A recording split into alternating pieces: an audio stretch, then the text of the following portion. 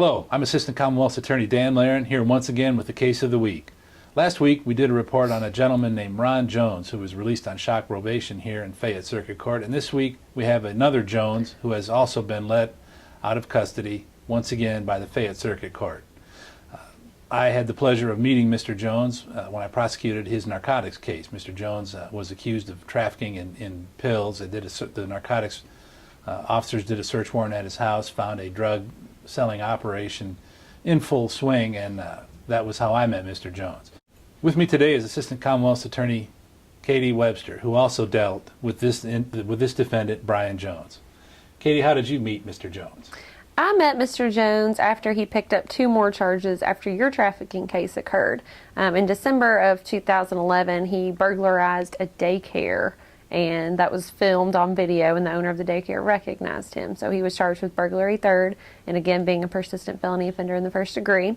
And in February of this year, he was charged with assault fourth for assaulting his wife, domestic violence, and he was also charged with assaulting 2 police officers who responded to his wife's call for help.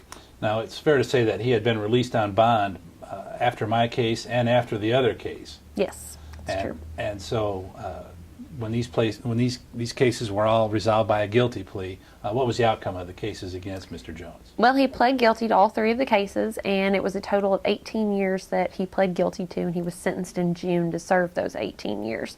However, after that, in July, he filed a motion for shock probation, and he was ultimately shock probated over our objection in October of this year. All right. Now, I ran Mr. Jones' record, and I've learned that a condition of his shock probation was that he was released from custody and he was directed to go to drug court.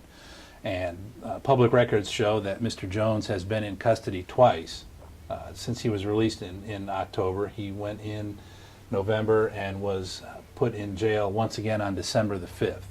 Mr. Jones, as he sits in the Fayette County Detention Center today, has a total of 6 prior felony convictions, 13 misdemeanor convictions, mostly for assault and other crimes of violence. Most of the felonies are theft-related offenses, and a prior probation violation.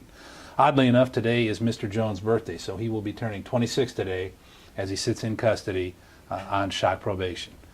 And that's our case of the week. I'm Assistant Commonwealth's Attorney Dan Laren. Thank you very much.